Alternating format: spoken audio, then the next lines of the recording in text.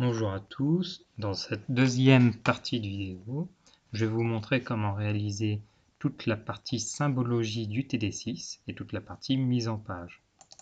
En effet, dans la première partie, nous avons vu comment réaliser les différentes couches qui composent cet espace de travail et nous allons maintenant voir comment passer des données brutes aux données transformées qui sont la carte finale. Donc, nous allons ouvrir notre espace de travail. Comme vous le voyez ici, on peut comparer, le MXD final doit s'appeler carte plomb.mxd forcément, et pour le moment il s'appelle p1.mxd. Donc évidemment il faudra changer ça après, mais pour éviter de perdre notre travail, ce que nous allons faire, c'est là nous avons notre partie 1, nous allons enregistrer un nouveau fichier qui va s'appeler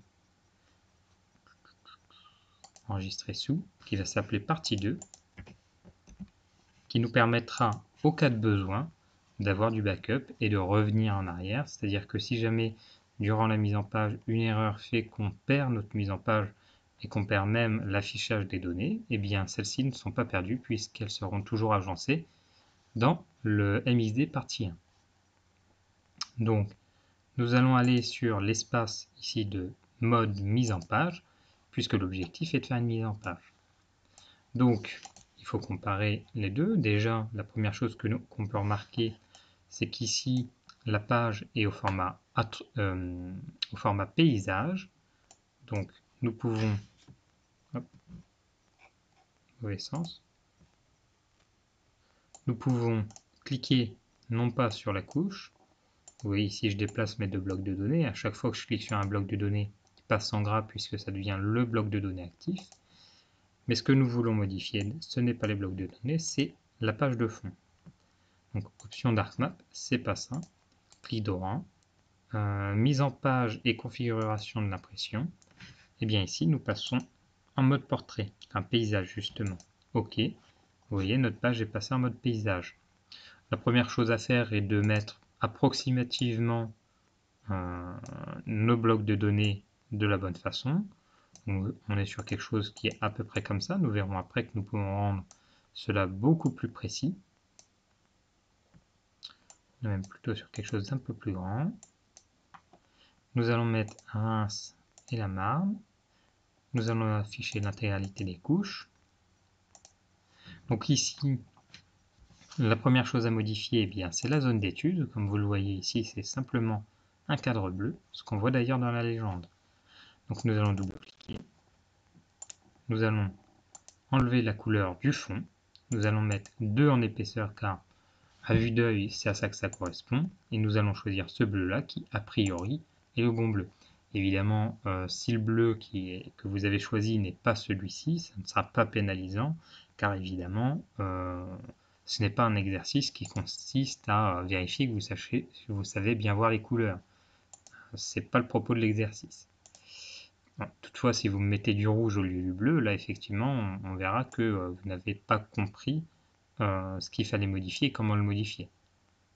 Hop, on va encore zoomer un petit peu. On est sur une mise en page à peu près similaire.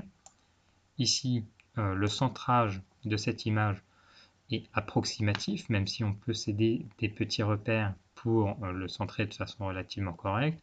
Là encore, ça ne sera pas, si c'est pas au pixel près, ça ne sera pas pénalisé, puisque c'est impossible d'avoir exactement la même chose. Par contre, sur la carte de droite, on verra ensuite que c'est possible d'avoir quelque chose de beaucoup plus précis. Donc nous avons mis notre cadre bleu. La deuxième chose que nous remarquons, c'est que les points, qui ici sont représentés en points violets, ici sont représentés avec une échelle de taille des symboles et de couleur. Les plus petits sont bleus, jusqu'au rouge pour les plus gros. Donc nous allons essayer de reproduire la même chose. Pour cela, nous allons aller dans la symbologie des concentrations en plomb. Nous allons aller symbologie et nous allons chercher quelle symbologie nous permet d'obtenir des symboles gradués. Et bien ici nous avons symbole gradué, ça tombe plutôt bien. Effectivement, nous voyons que ça va du plus petit au plus gros et que c'est mis au niveau de points. Nous allons ajouter dans le champ la valeur des concentrations en plomb qui sont en partie par million. et automatiquement, il nous propose cet échantillonnage. Évidemment, c'est l'échantillonnage que moi j'ai choisi parce que je trouve que même si ce sont des fausses valeurs hein, évidemment de concentration en plomb, ces analyses n'existent pas réellement, je trouve que le JERC est une bonne méthode de classification, de discrétisation de la donnée pour des phénomènes naturels. C'est pour ça que j'ai laissé celui-là et que j'ai laissé ce qui est obtenu par défaut. Nous allons maintenant modifier l'étiquette pour qu'elle corresponde, vous le voyez ici, à des chiffres ronds et uniques. Donc 6 à 12, 13 à 20, 21 à 48, 49 à 95, 96 à 124. Évidemment, il est possible de le faire en l'écrivant directement dans l'étiquette ou en allant ici et en modifiant, je veux dire, d'enclasser ici les intervalles, mais cela est complexe et peu productif. Là, dans les étiquettes, nous allons aller dans Format des étiquettes. Vous voyez, j'ai cliqué juste avec un clic gauche sur Étiquette, Format des étiquettes, et simplement, je mets 0 décimal, à l'arrondi, 0 décimal, et je fais OK. Comme vous voyez, ça me met automatiquement ce qu'il faut. Ensuite, nous pouvons regarder ici, le contour des cercles semble simple. Ce n'est pas un contour plus épais ou quoi que ce soit, donc nous allons laisser le contour par défaut. Par contre, il y a des couleurs bleu, vert, jaune, orange et rouge. Commençons par le bleu. C'est probablement un bleu comme celui-là. Vert. Jaune. Orange.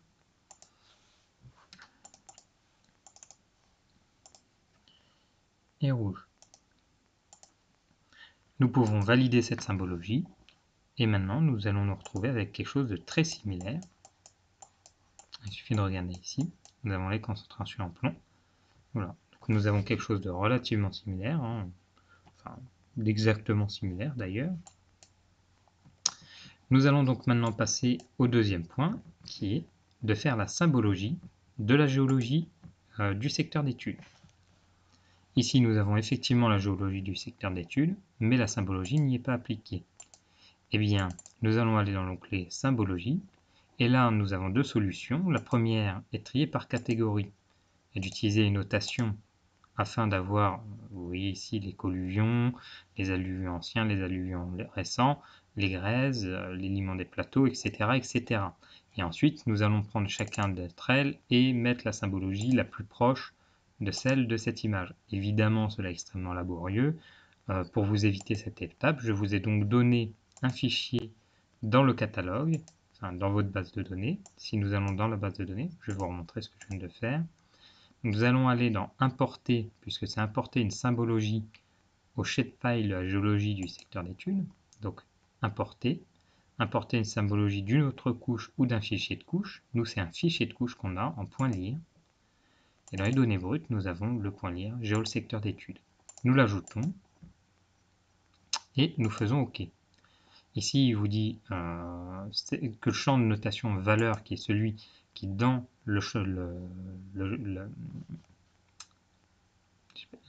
j'ai perdu le nom que ça portait.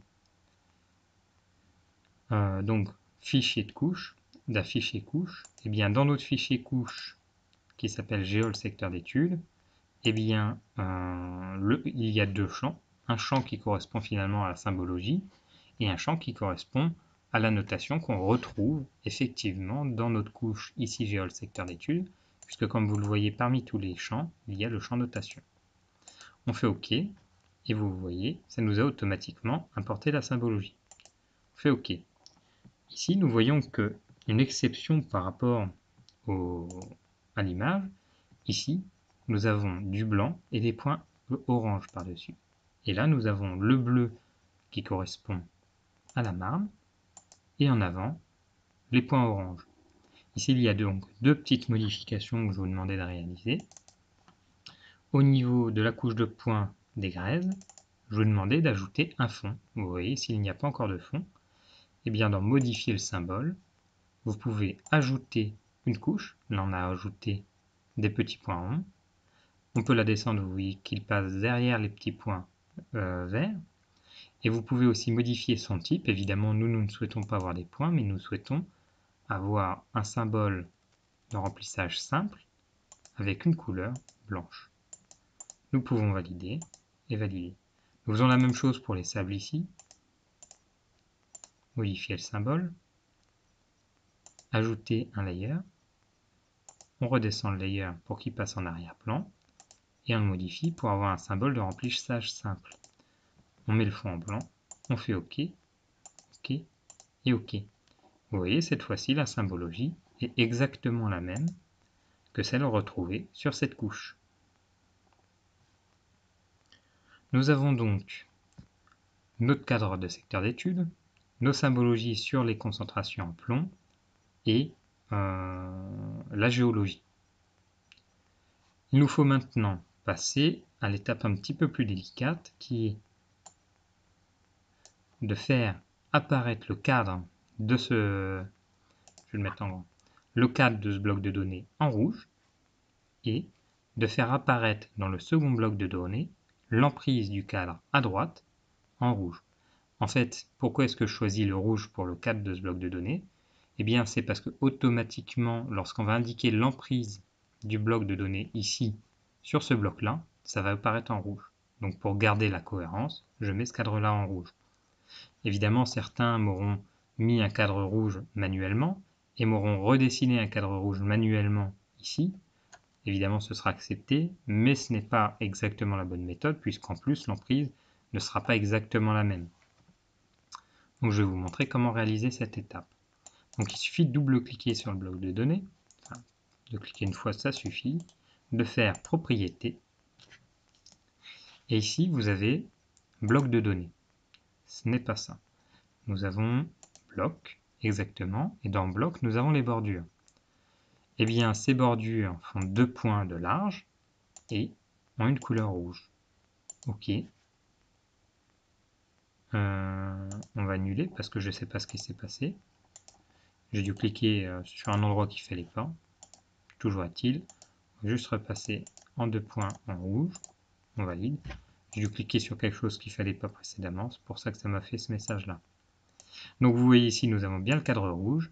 Et ici, il faut modifier dans le bloc de données. On a quelque chose qui s'appelle indicateur d'emprise. Et ici, nous pouvons dire que le secteur d'étude, on peut afficher l'indicateur d'emprise pour ces blocs de données, donc pour secteur d'étude. Donc évidemment, on peut changer le symbole, mais moi je ne le modifie pas, je le laisse par défaut, et il apparaît en rouge. On peut aussi modifier les couleurs, je n'ai pas pensé à le faire précédemment, de Reims et de la Marne. Eh bien, Reims apparaît dans des tons beige, champagne, et la Marne apparaît dans des tons plutôt bleus. Donc évidemment là, encore une fois, c'est pas grave si vous n'avez pas exactement la même chose.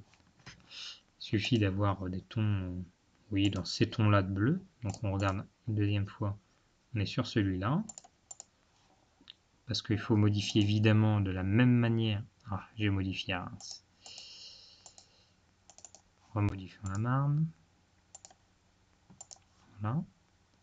Modifions la Marne une seconde fois. Et pour Reims, nous allons mettre des tons. Là, le jaune ici me paraît correct. Et donc ici, on va mettre le même. Le jaune ici. OK. Nous pouvons vérifier ici. Le contour semble plutôt gris. Donc nous allons juste modifier le contour de Reims pour lui mettre un contour gris. J'ai donc choisi le quatrième. Et là, on va aussi choisir le quatrième. Voilà. De cette manière, nous sommes sur la même représentation. Ensuite, qu'est-ce qu'il est possible de rajouter? Nous allons ajouter un... Vous voyez ici, il y a des étiquettes pour dire le nom de chacun des sondages. Donc nous pouvons faire concentration en plomb et étiqueter les entités. Nous avons de la chance, ce sont les bonnes étiquettes. Par contre, nous voyons ici que nos étiquettes sont peut-être un peu petites comparativement. Si on est à peu près sur la même dimension, vous voyez, là on a vraiment quasiment l'impression d'être raccord. Voilà. Là on est à peu près sur la même taille. Nos étiquettes ne paraissent pas suffisamment larges. Nous pouvons faire propriété, étiquette.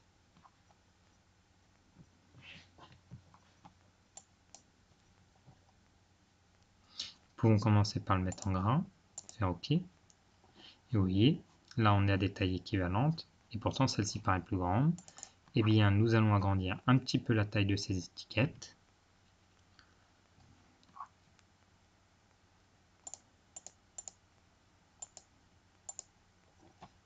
En 10, ça paraît relativement correct. On est quand même sur le même genre de taille.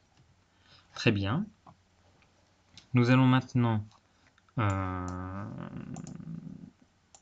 ajouter le titre, qui est carte présentant le contexte géologique et les analyses en plomb effectuées au niveau du mont de Bergum. C'est un peu long, je ne vais pas m'en souvenir. On va commencer par insérer un texte.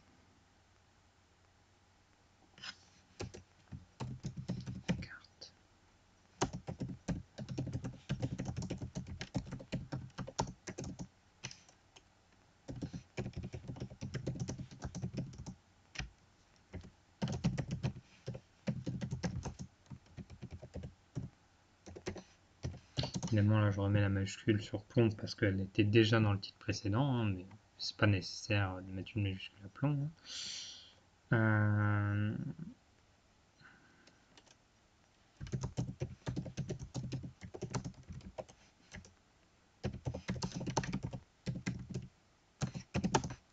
Je pense que j'avais mis le 21-10,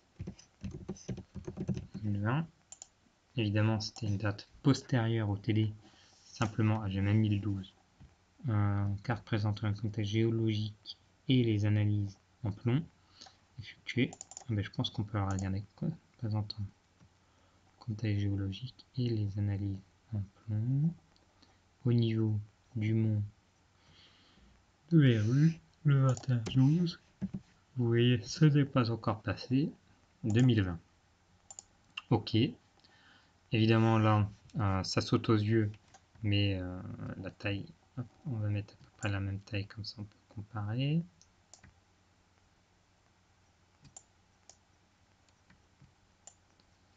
Là, on est sur des tailles comparables. Donc, on voit effectivement que la différence de taille est notable. Nous allons donc, changer le symbole, déjà le passer en gras, ce qui est relativement visible. Et nous allons passer sa taille à 12, qui sera à mon avis assez correct. Si on le met en grand, oui, là on est relativement centré. Et là, ça prend l'intégralité. Donc à mon avis, on peut largement augmenter la taille.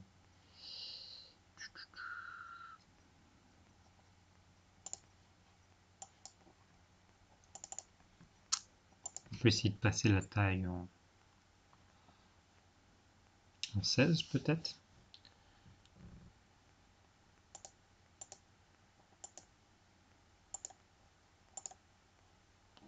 En 16, ça semble relativement correct. Ça semble même un peu grand. Regardons.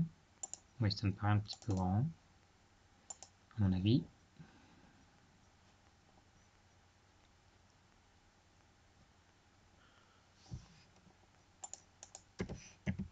« 15 peut-être.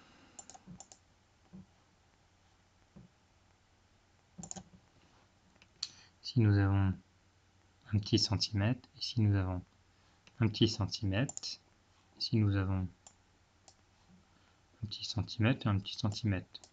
Donc ça paraît, c'est peut-être un peu petit quand même. Parce que là on arrive à 28,5 et là à 1, 2, 1, 3.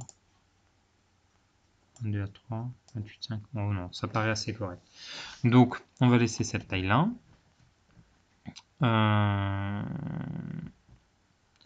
Nous allons ensuite, là maintenant, nous allons ajuster la taille de nos formes. Ce qu'on va faire, c'est qu'on va ouvrir cette fois-ci Paint.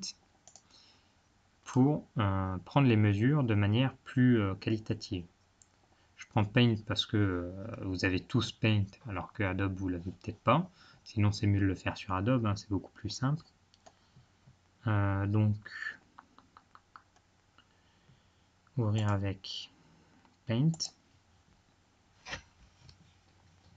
Donc si nous prenons une ligne que nous allons, on va commencer par le petit cadre. On a la ligne, hop.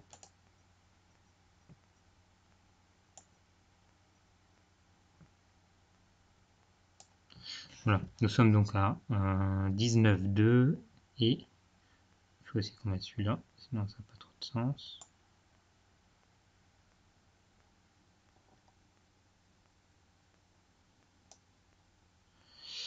Donc 5, 6, 7, donc on a 7 mm. Puis ici nous pouvons nous mettre à 7 mm. Ensuite on se termine à 6,7.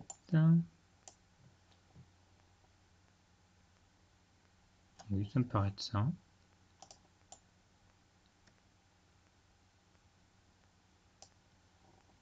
Oui, ça me paraît bien. 6,7, 6,8. Vraiment, c'est... Non, plutôt 6,7. Et en hauteur, nous avons 19,1.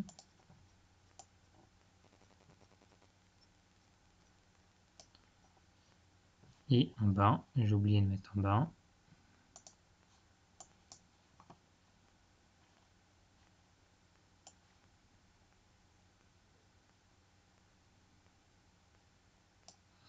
Nous avons 12,2.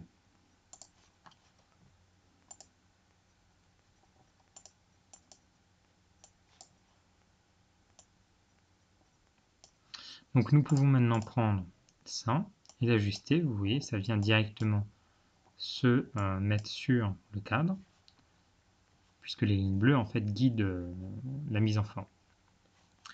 Ensuite, nous pouvons mettre pile poil ajuster cette carte, puisque quand nous regardons ici l'image, nous voyons que cette carte-là, puisque c'est celle qui est sélectionnée, c'est celle qui est en gras, et bien son zoom, il nous est donné, c'est 1 938 861. Donc là, évidemment, on est sur du chipotage, mais puisqu'on a l'information, autant l'utiliser. 1 938 861. Et donc, nous avons ici, précisément, le même alignement, avec à peu près la même zone en haut et la même zone en bas. Donc là, il y a un petit effet d'optique avec les lignes plus noires, mais je vous le dis, c'est le même. Donc, nous pouvons maintenant nous occuper de mettre en page le deuxième bloc de données. Donc ici, nous avons ce qu'on peut faire, c'est mettre le second. Voilà.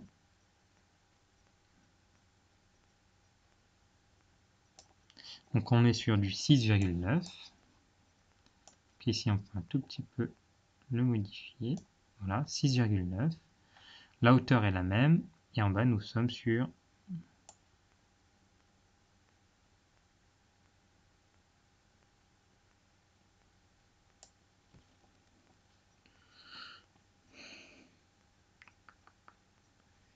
du 4,1.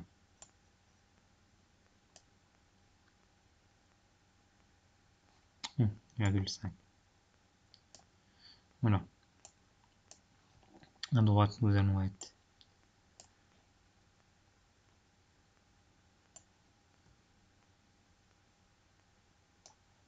sur du 29. Donc maintenant, nous pouvons venir aligner ce bloc de données de cette manière. Voilà. Nous pouvons d'ailleurs regarder que nous sommes corrects au niveau du titre. Si on voulait être précis, il suffirait de faire ça. Vous voyez ici 1,2. eh bien le titre est censé arriver un petit peu plus par ici. Et si nous mettons là le centre du titre, puisque c'est le centre qu'on pourra aligner, il est pile sur 20.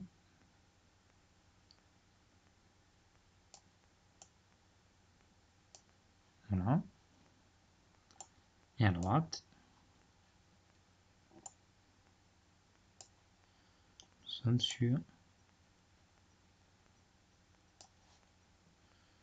28.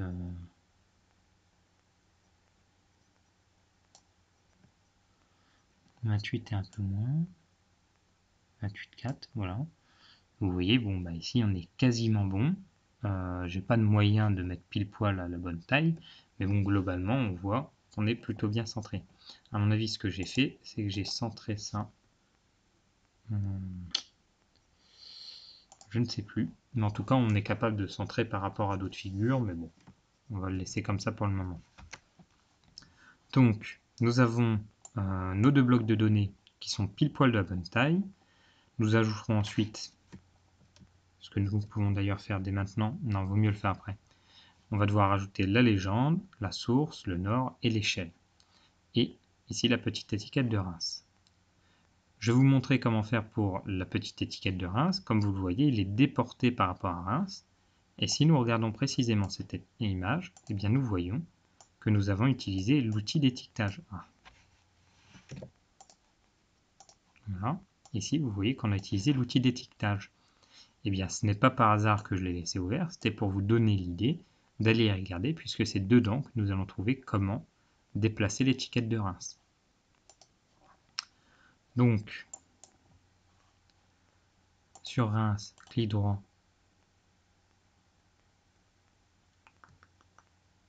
étiqueter l'entité. Vous voyez, Reims se met effectivement correctement, mais pas au bon endroit. Et d'ailleurs, une différence de plus, Reims est en noir et en petit, alors que ici, il est en noir et en plus grand et avec un fond blanc. Déjà, modifions ça. Allons dans Reims, allons dans les étiquettes.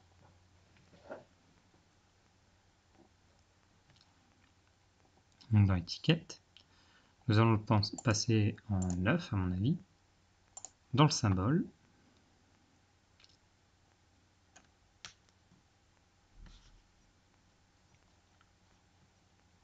et on va même mettre 10, donc dans symbole, modifier le symbole, ça devrait faire apparaître une nouvelle fenêtre.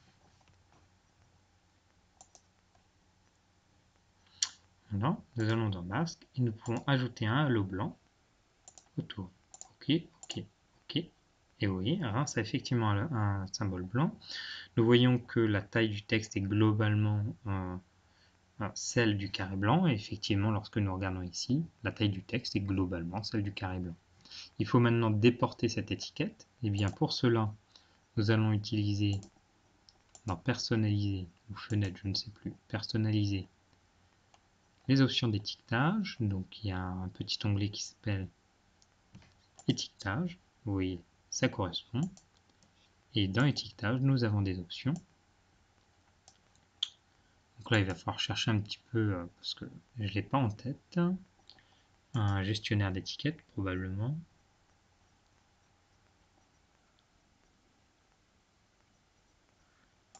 Ici, nous pouvons déplacer notre étiquette. Donc la seule qui nous intéresse, c'est même pas les concentrations. Ah, vous voyez, je ne suis pas dans le bon bloc de données. Il faut que je clique ici. Comme ça, le bloc de données est actif. Et nous pouvons de nouveau recliquer pour avoir les options d'étiquetage. Je vais mettre en pause la vidéo juste le temps de retrouver l'outil pour éviter de vous faire... voilà, pour que ce soit plus rapide. Donc je vous avais laissé ici. Comme je vous le disais, il faut maintenant placer correctement l'étiquette pour que ce soit, pour que ça corresponde finalement à l'étiquetage observé ici. Donc comment est-ce qu'on fait? Eh bien il suffit d'utiliser le moteur d'étiquetage Mapex et ensuite d'aller dans le gestionnaire des étiquettes. Vous aurez de nouvelles propriétés, enfin de nouvelles options, puisque le moteur d'étiquetage est activé. Vous voyez ici pour Reims, eh bien vous avez les propriétés de placement, la position. Ici, c'est horizontalement dans l'entité. Eh bien vous voulez que ce soit décalé horizontalement. Vous faites OK, OK, Et cette fois-ci, Reims est correctement positionné. Nous pouvons maintenant ranger Mapex, enfin le moteur d'étiquetage ici. Nous pouvons ajouter un OR, insérer, flèche du nord. Nous prenons celle-ci qui correspond à celle que j'ai utilisée.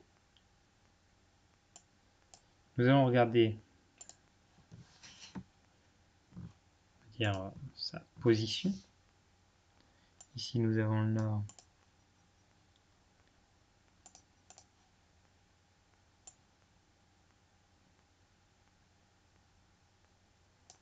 ,5. La base du nord 9. Nous pouvons donc mettre 1, 11,5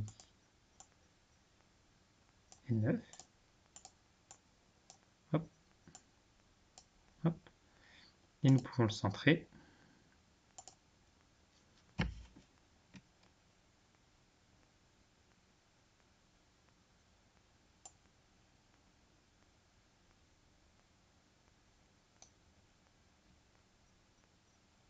Ça semble correct. Nous sommes à 3,7, je dirais.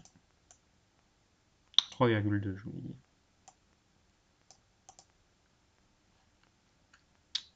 Ça me semble pas correct. Vous voyez ici c'est centré. 3,7, donc c'était bien ce que j'ai dit.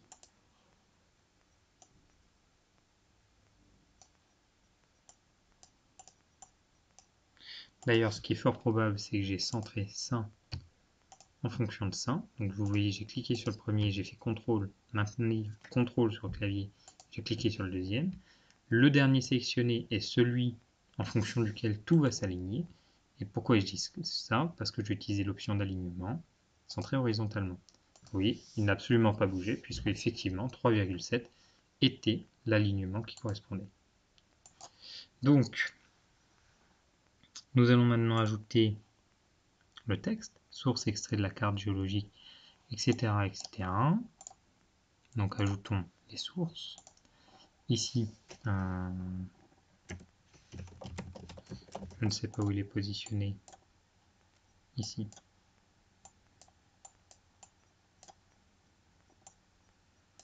Voilà. Donc, source, petit point.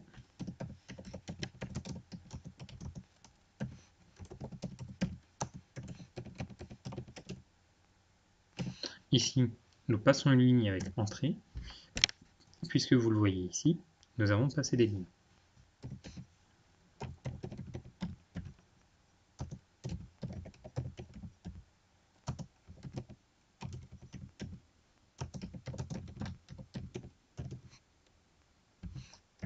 Entrée.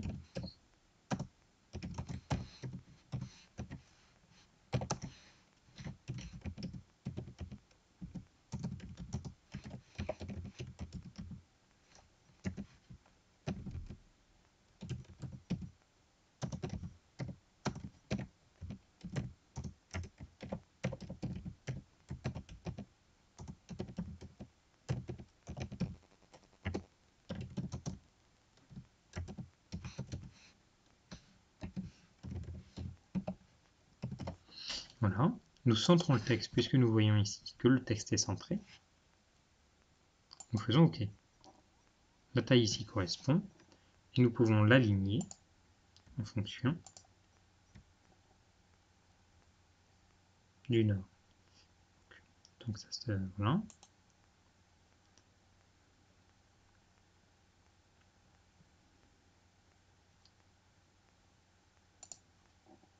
Voilà. Et nous allons d'ailleurs, petite faute ici sur le voilà.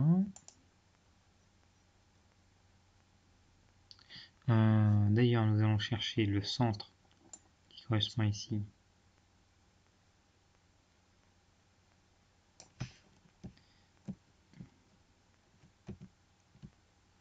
Oui, à 6,1. C'est peut-être lié à 9. Non, c'est un 6. 6,1.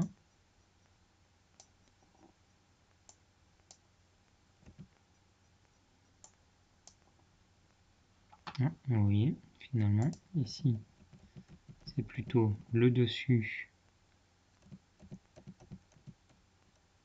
qui correspond plutôt à 6,3.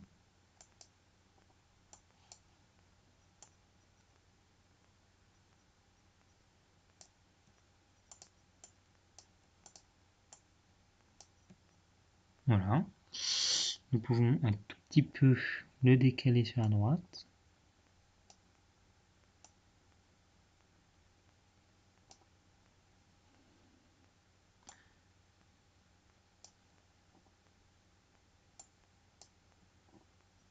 Voilà, de cette manière, c'est beaucoup mieux.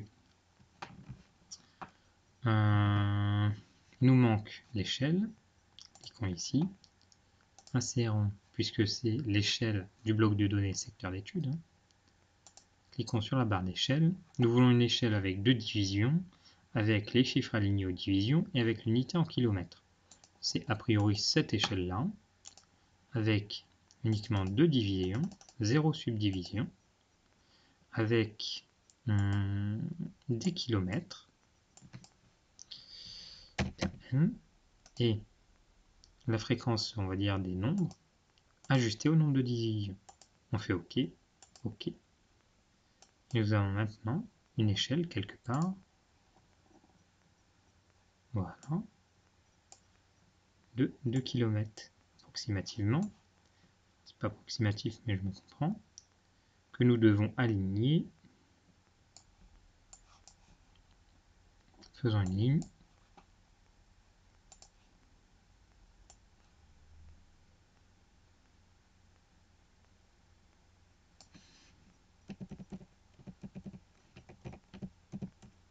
Donc si on se met au centre, c'est ici.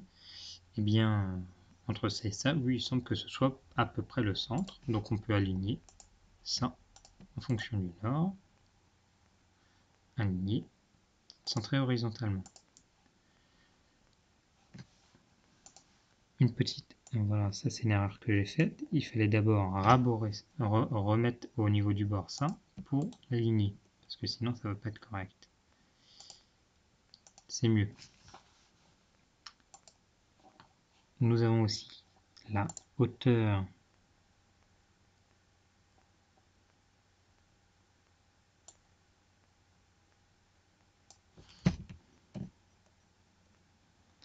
on est vraiment sur le 1,1.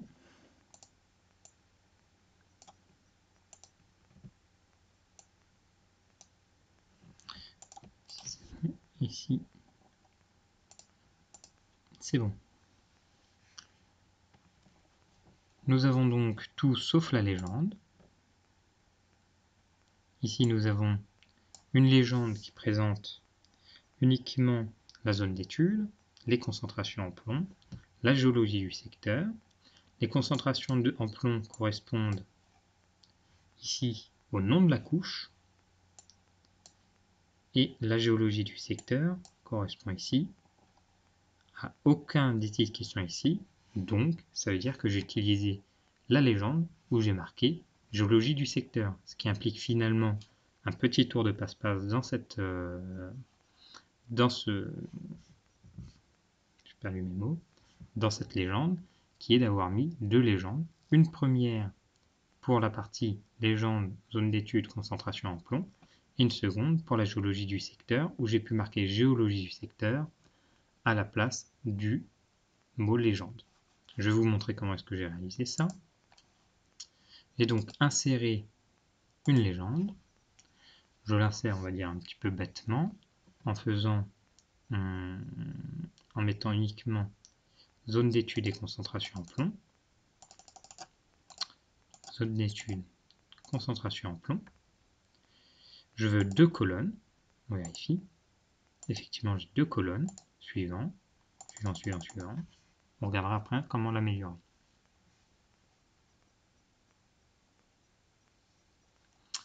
Voilà. Ici, nous avons légende, concentration en plomb, ppm. La seule chose qui est en trop, c'est le partie par million de plomb. Nous allons donc l'enlever. Donc j'ai double-cliqué sur la légende pour faire apparaître les propriétés de la légende. on peut y accéder en faisant clic droit, propriété, dans l'onglet dans la fenêtre qui va s'ouvrir. Donc, dans les concentrations en plomb, dans le style, eh bien actuellement nous avons quelque chose qui nous met le titre, comment ça s'appelle, le nom de la couche et l'entête, qui est le ppm. Donc nous voulons uniquement le nom de la couche et les étiquettes qui sont ici. Nous allons chercher quelque chose, nom de la couche, description, non, nom de la couche, étiquette, oui. OK, OK. Et vous voyez, ici, on a une légende qui correspond à ce qu'on veut. Nous allons ajouter une deuxième légende, cette fois-ci uniquement avec la géologie.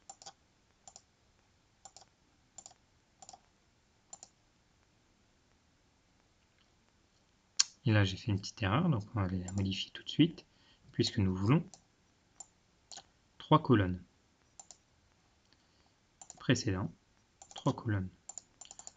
On va jusqu'au bout, ça nous l'ajoute, et vous voyez ici le petit tour de passe-passe réside dans le fait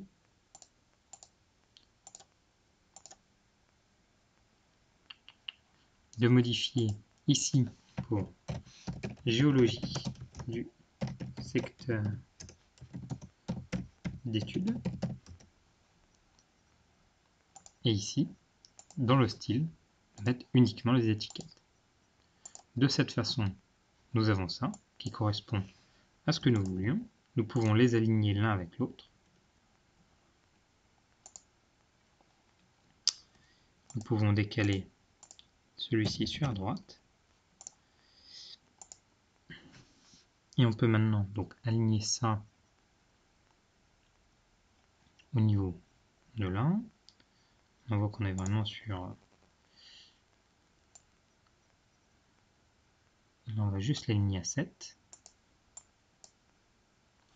Et de ce côté-là, on est un tout petit peu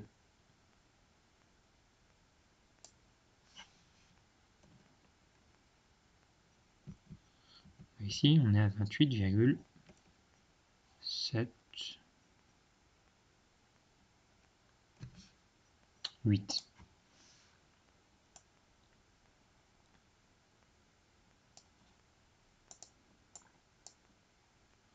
Voilà.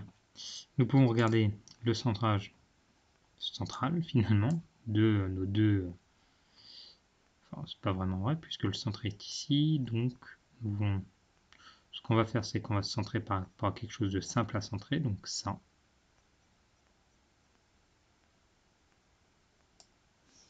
On descend un tout petit peu.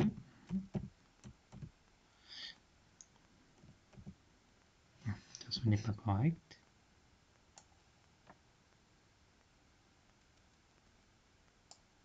Et vous voyez ici, on est vraiment centré sur le 2. Donc au niveau du 2, voilà. Nous allons faire ça, CTRL pour sélectionner le deuxième. Et vous voyez, là on est plutôt pas mal, puisque la ligne passe au-dessus. Et effectivement, si on regardait, on était quand même... Non. Du coup, ce n'est pas correct. Il faut modifier un petit peu.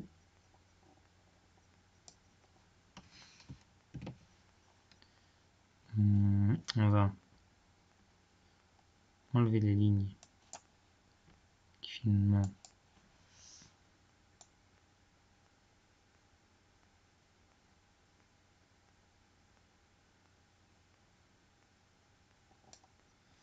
voilà, de cette manière, quand on va mettre sur 2, nous nous retrouvons plutôt en bas. C'est parfait.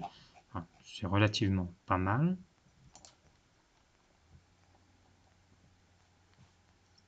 Nous pouvons regarder. Tout cela a l'air bien homologue. Il nous faut maintenant le cadre noir. Insérer, cadre. Encore une fois, c'est un cadre avec 2. On l'ajoute. J'ai oublié d'enlever le fond bleu. Donc on double-clique, bloc, le fond, on le met blanc. OK. Nous allons maintenant ajuster le cadre.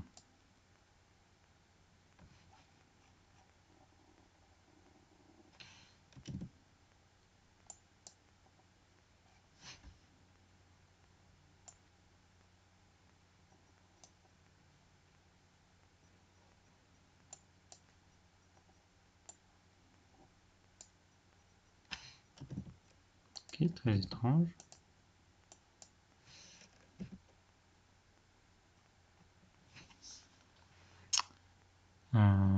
Très étrange.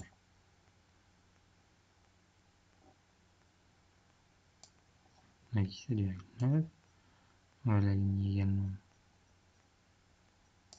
ici. On a déjà choisi un.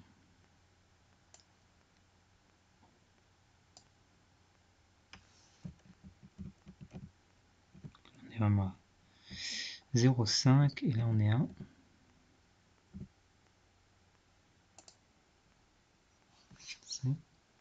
4,2. 0,5.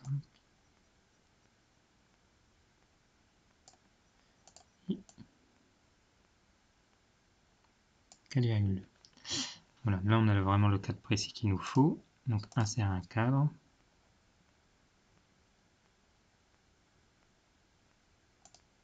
Placer à l'intérieur de la marge.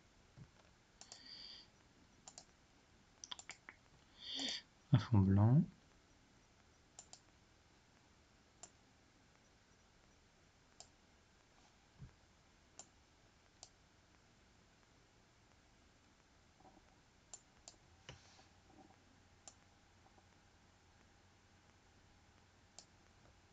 Je pense qu'il y a un problème avec la façon d'ajouter le cadre. Insérer cadre.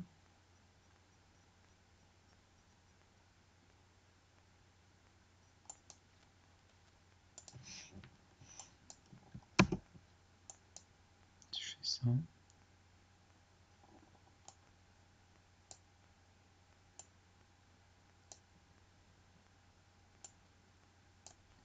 C'est beaucoup mieux. Voilà. Comme vous l'avez vu, j'ai fait insérer, cadre. J'ai mis 0 en distance. J'ai fait placer à l'intérieur des marges. J'ai laissé à 2 et j'ai fait OK. Ça m'a ajouté le cadre que j'ai ensuite modifié. De cette façon, ça marche correctement. Et donc, nous avons maintenant notre espace de travail avec précisément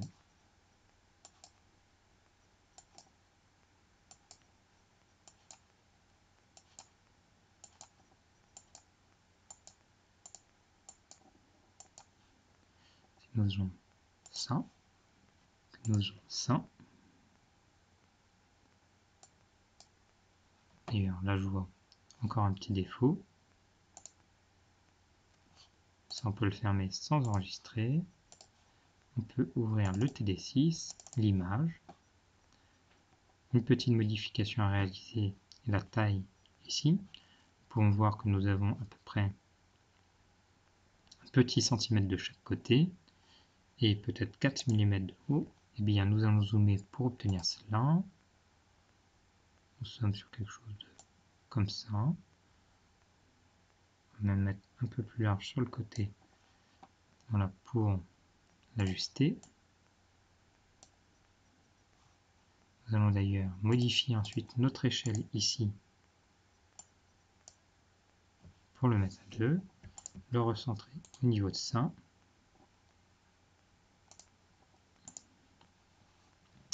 Et de cette manière, nous avons encore un tout petit peu à gauche, là, je pense. Voilà, ça me paraît plus correct. Ici, si nous avons le catalogue, ça, ça, ça, nous avons presque la même chose. La seule différence est que nous n'avons pas encore le MXD qu'il nous faut. Donc enregistrer sous carte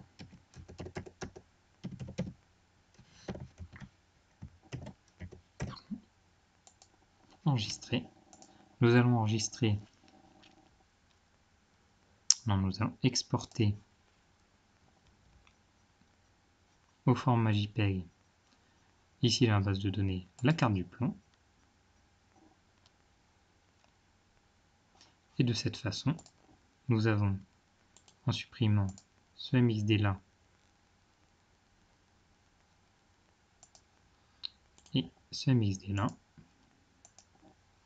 nous avons précisément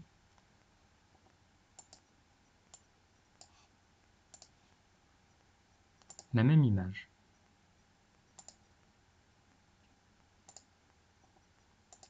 Voilà, j'espère que ça vous aura aidé à voir comment faire exactement la même image. Effectivement, là on est sur une procédure qui est quand même très très longue, puisque tout a été calibré, mais en le faisant sans discuter, en allant vite, on peut déjà le faire sur une bonne demi-heure, un bon 3/4 d'heure. Et je veux dire, en le faisant rapidement, on peut même le faire en une petite vingtaine de minutes. Voilà.